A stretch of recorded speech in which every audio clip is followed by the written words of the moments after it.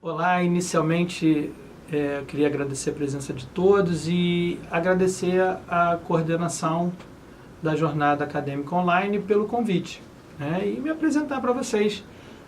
Meu nome é professor De Luiz, sou mestre especialista em radiologia pelo UFRJ, coordeno o curso de especialização da Universidade Estácio de Sá e da Associação Brasileira de Odontologia, na seção RJ.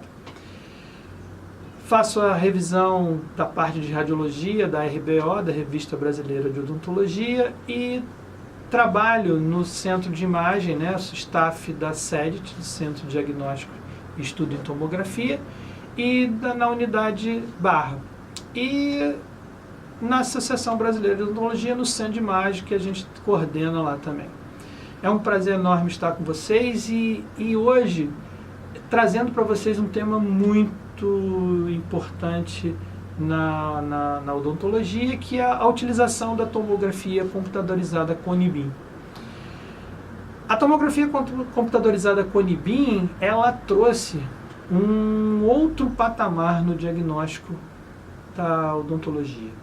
A radiologia consegue agora fornecer imagens em 3 dimensões que ajudam no diagnóstico e ajudam no planejamento do cirurgião dentista. E isso trouxe para ele uma diferença muito grande no seu atendimento, na sua expertise, para que a nossa odontologia e que continue sempre, cada vez mais, com uma tecnologia de ponta.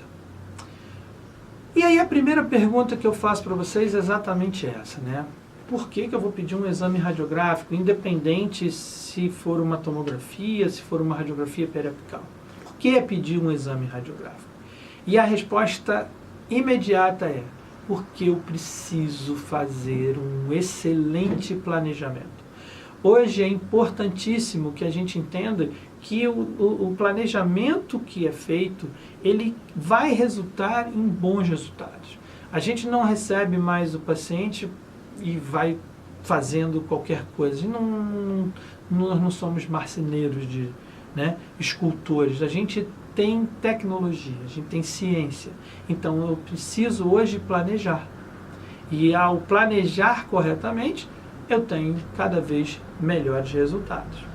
Mas vamos começar com uma imagem radiográfica de um panorâmica, que vocês vão observar um paciente jovem, e que na sua região anterior a gente repara uma certa quantidade de elementos dentários que podem causar alguma confusão, alguma dificuldade para a gente.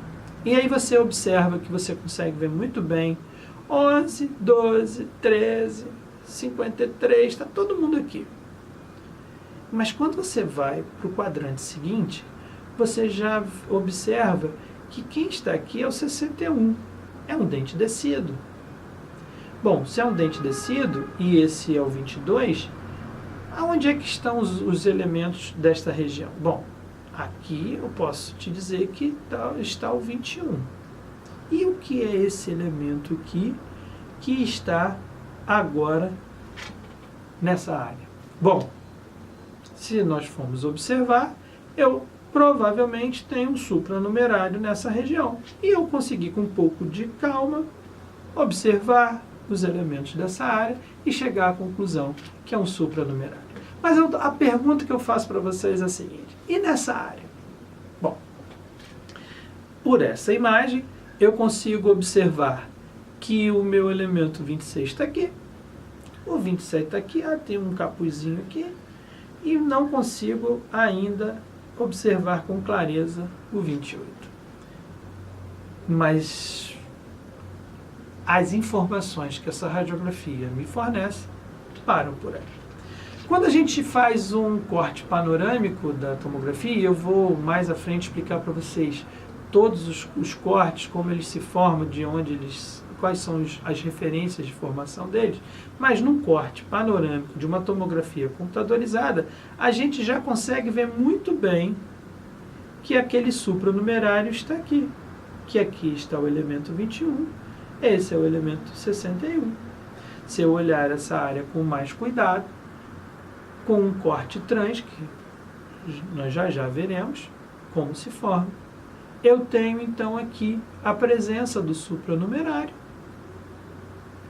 tenho a presença do 61 aqui, do elemento descido, e eu consegui ver muito bem. E além de mais, se você olhar com mais cuidado, você vai observar essa área de esmalte, que é uma invaginação de esmalte na altura do seu sino, que é uma alteração que nós chamamos de dens in dens. Então, olha só a quantidade de informações que eu passei a ter. Mas eu, de novo, perguntei para vocês o que eu vejo nessa região. Já consigo ver bem o 6, bem o 7, e já consigo começar a ver o início da calcificação da odontogênese do 8, do 28. Mas repara, eu não tenho todos os recursos ainda que a tomografia me fornece. Eu tenho um corte panorâmico, eu tenho um corte trans, mas quando eu olho o corte axial, eu observo que eu tenho um supranumerário na vestibular, que no corte panorâmico da TC eu não conseguiria ver. Então repara que eu já começo a traçar uma linha de raciocínio com vocês da importância da tomografia Cone-Beam, o que esse exame é capaz de fornecer para a gente em relação à informação. E todo o planejamento que eu faria de tratamento desse paciente, baseado na tomografia, é bem diferente do planejamento que eu faria baseado na radiografia panorâmica. Mais do que nunca, a gente tem que entender que hoje eu trabalho com imagens 2D e possibilidade de exames em 3D. E essa é a diferença. Se a gente for olhar em questões fotográficas, por exemplo, a ausência da profundidade pode provocar situações constrangedoras. A ausência dessa profundidade faz com que as imagens fiquem superpostas e nos dê essas ilusões. Quando nós falamos de imagens que 3 dimensões, automaticamente o que a gente observa num paciente fissurado? Eu consigo observar toda a área de crânio do meu paciente, quer dizer, até a região orbitária, e consigo ver bem a área aonde tem a fissura. Olha a quantidade de imagem, olha como eu consigo ver essa região. Agora, repara só, nesse caso, onde o paciente fazendo pesca submarina, acabou a pesca, foi limpar o arpão e top, bobeou e arpou sua própria cabeça.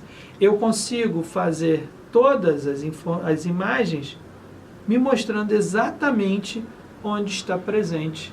Então, o arpão, isso favorece ao ato cirúrgico, favorece ao tratamento e faz um planejamento em condições muito satisfatórias.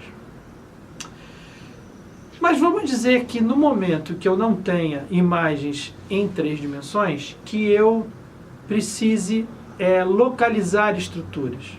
Então, se eu tiver condições de fazer imagens perpendiculares entre si, onde os feixes de incidência no paciente fiquem perpendiculares entre si na sua confecção, eu consigo jogar com os planos 2D para que se cruzem, para que me deem uma noção de profundidade. Então, por exemplo, o paciente levou um tiro numa radiografia lateral, eu tenho então a possibilidade de ver no sentido antero-posterior o posicionamento do PAF. Se eu agora fizer uma radiografia, uma PA, onde eu tenho a informação da imagem no sentido médio lateral, eu tenho o posicionamento então do PAF. E aí eu consigo, mesclando o médio lateral com o antero posterior, conseguir ter uma noção então do posicionamento muito mais compatível com a realidade. Então, no momento em que eu não tenho a possibilidade de usar exames em 3D, muitas vezes em localização de estruturas, eu posso fazer técnicas perpendiculares entre si. Como, por exemplo, agora, no caso desse paciente que levou uma facada. Então, no sentido lateral, né, eu tenho no antero-posterior, se eu verificar o posicionamento da faca, e na PA, ter certeza que ela ficou em tecido mole. Ótimo. Quer dizer, ótimo, né? Menos mal. Uma facada na cabeça nunca é tão interessante assim.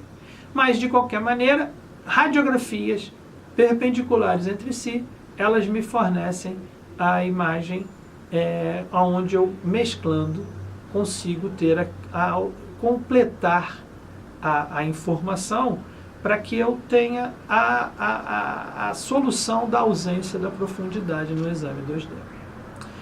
Mas, de novo, eu pergunto para vocês, então, por que pedir o exame radiográfico?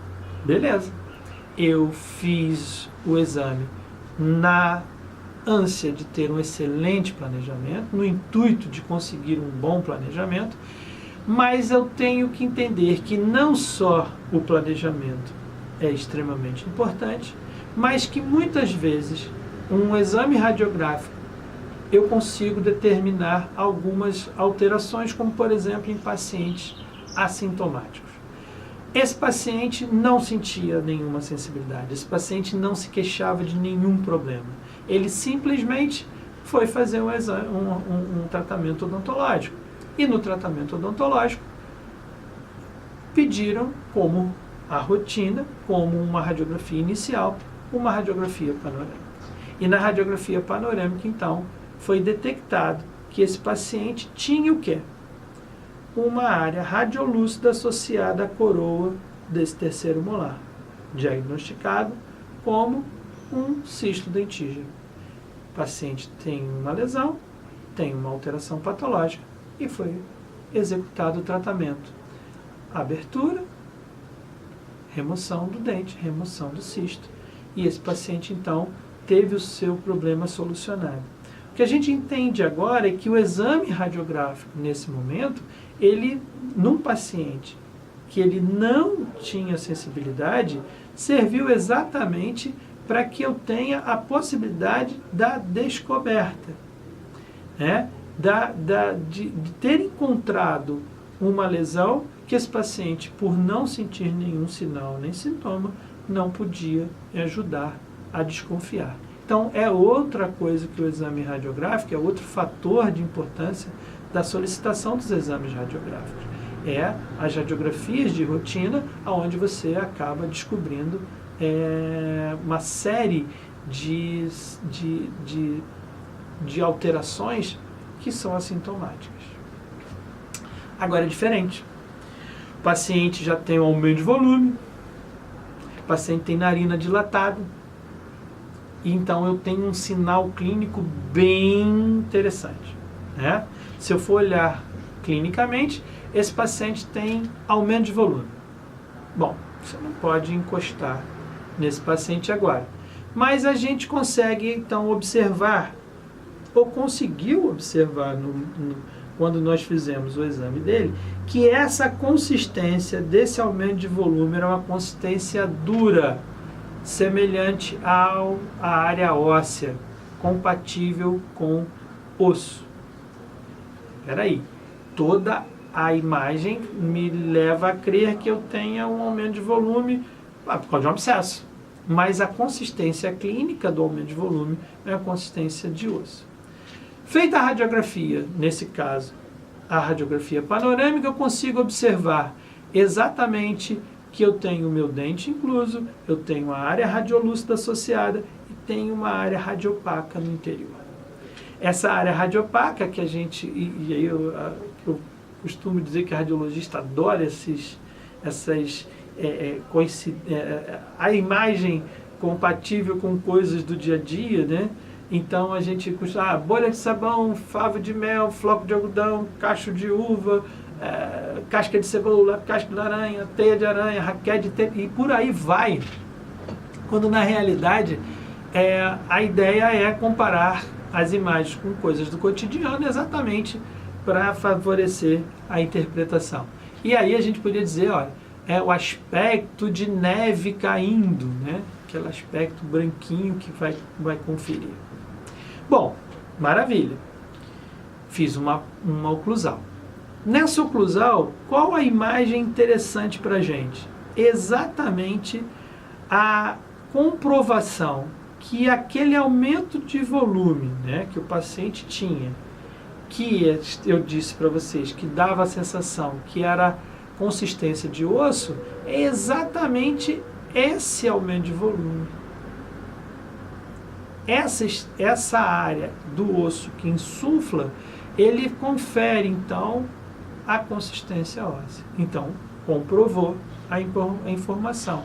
E eu fecho com a radiografia periapical exatamente mostrando a área radiopaca no interior que nós comparamos com a neve caindo. Então você repara que eu consegui um excelente diagnóstico de um paciente com sinais. Eu consegui um excelente diagnóstico com um paciente assintomático. Então o meu exame radiográfico me fornece um bom planejamento. O meu exame radiográfico me fornece informações de problemas em pacientes assintomáticos e me ajuda na detecção de uma série de alterações patológicas.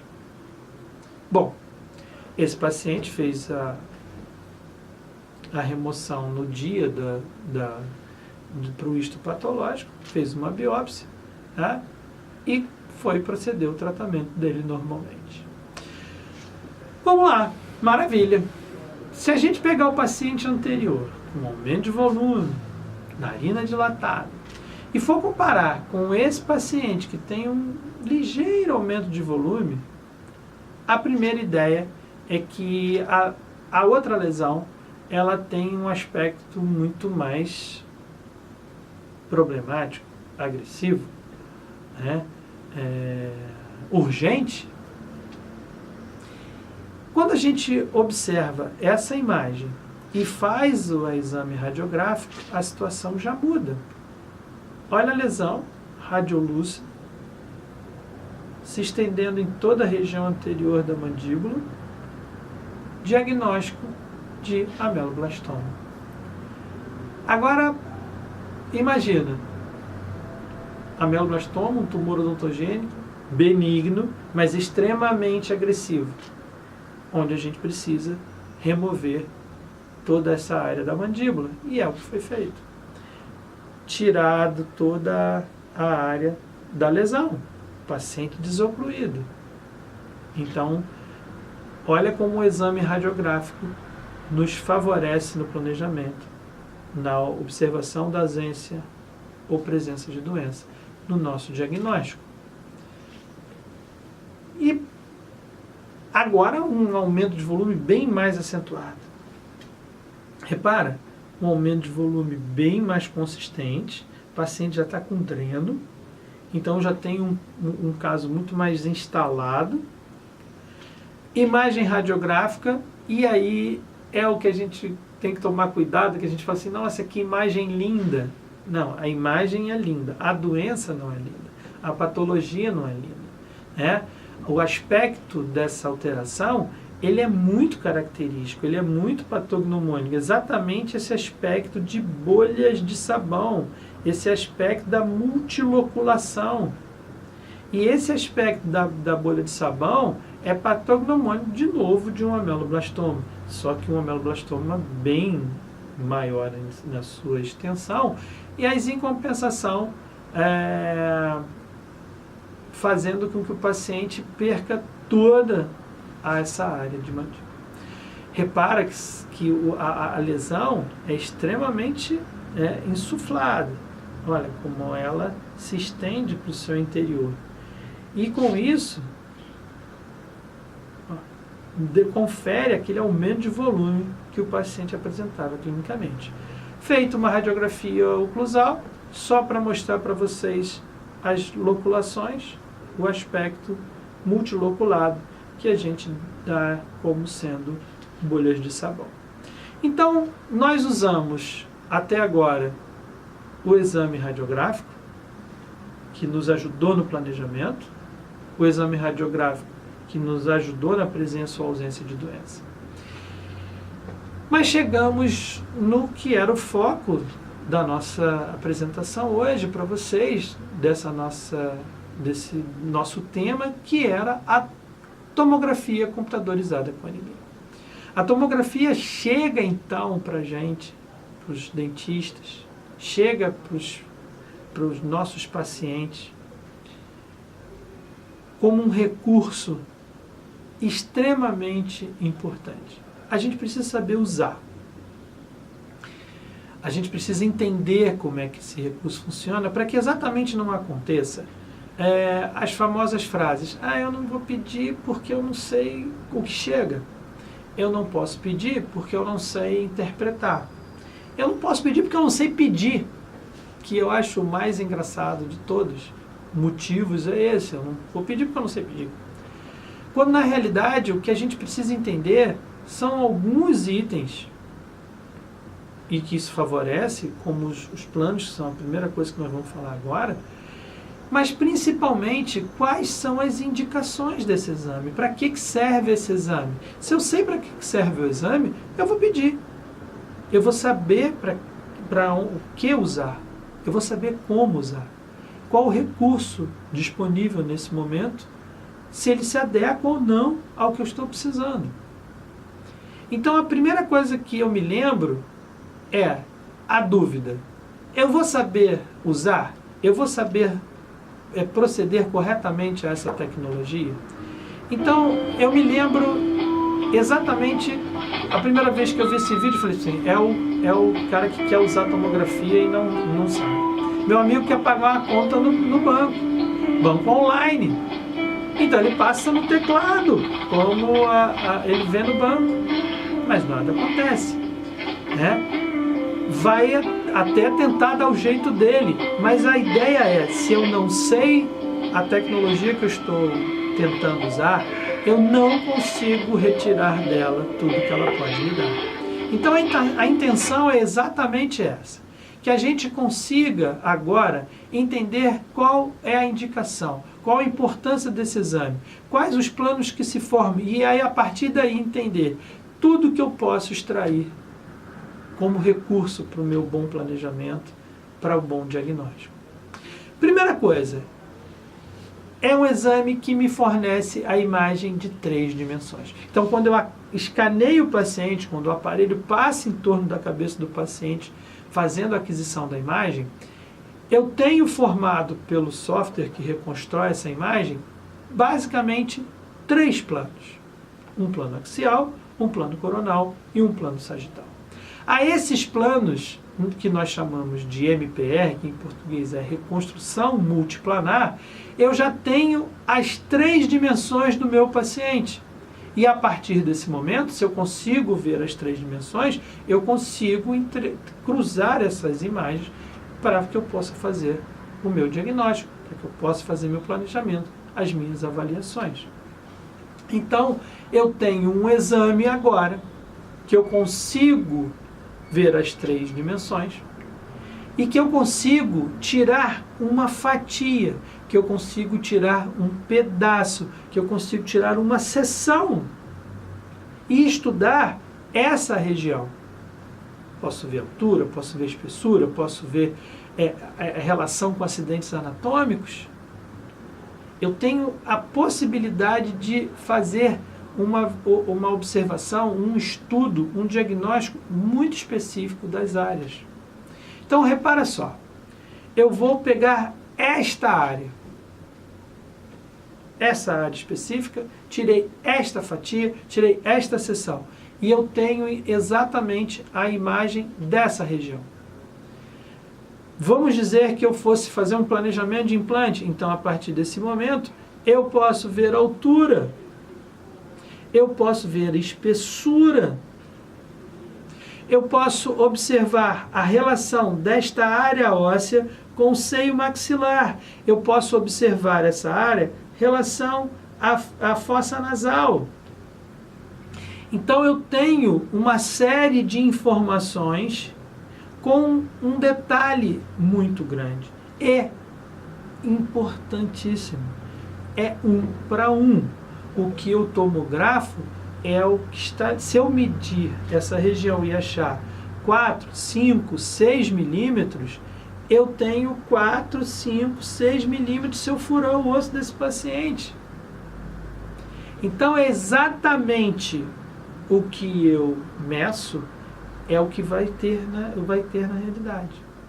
Então, é 1 para 1, não tem distorção, não tem ampliação. Eu posso prototipar, criar objetos exatamente idênticos ao escaneado. Bom, mas vamos lá, vamos continuar observando informações que nós temos e importantíssimo que a gente entenda nosso plano de corte. Quais os planos que são usados para que dê imagem que você possa observar? Então, inicialmente, nós temos, como eu falei para vocês, a formação de 3 planos básicos que a gente chama de MPR. O plano, o corte sagital, o plano, o corte coronal, o plano, o corte axial. Esse plano sagital, os cortes são feitos médio, lateral. Então, a partir desse momento, eu tenho a visualização dessas estruturas no sentido médio-lateral. O plano coronal, eu tenho a visualização das estruturas no sentido antero-posterior. E o plano axial no sentido supero-inferior. Esse é o MPR formado, esse é a reconstrução multiplanar. Mas o plano axial, ele é muito importante para a gente. Você vai observar que em cima desse plano axial, eu tenho a produção de novos planos. E um deles é o plano transaxial, que são cortes transversais ao corte axial. Então, eu tenho a movimentação dos cortes como se fosse no sentido mesodistal, me dando a imagem da região que eu vou tirar a fatia. Se eu, ao invés de varrer no sentido mesodistal, eu faço a varredura dos planos no sentido vestíbulo lingual ou palatino, se for maxila, eu vou fazer a movimentação dos planos, dos cortes neste sentido, vestíbulo lingual, e vou ter uma comparação muito boa, como se fosse uma radiografia periapical, só que com uma definição excelente, com uma nitidez muito grande, porque eu estou falando de 1 milímetro. Então, resumindo esses 2 cortes para vocês, do 1 aqui ao 18, esses são o movimento das fatias do corte transaxial, e esses são os movimentos das fatias do corte oblíquo. Um me dando uma visualização como se fosse uma periapical, que é o oblíquo, e o outro como se fosse uma lateral daquela área de mandíbula, que vai me dar vestíbulo lingual ou palatino. Falei que esse plano era bem importante, o plano axial, porque dele formavam outros. Já vimos 2, o trans e o oblíquo. Agora você vai ver que do axial eu tenho, então, a possibilidade, se eu abrir essa linha, esta linha que nós estamos vendo, oblíqua, se eu abrir, eu formo um panorâmico. E é assim que o panorâmico, então, é formado, em cima da referência axial. Então, o MPR, coronal, sagital e axial. E eu tenho, em cima do axial, formo o transaxial, o oblíquo e o panorâmico. Bom, como é que a gente chama a nossa imagem, né?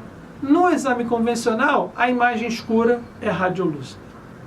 Na tomografia, a gente chama de hipodensa, tá?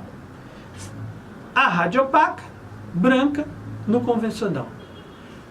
O branco na TC, a gente chama de hiperdenso, tá? Então, tem uma informação extremamente...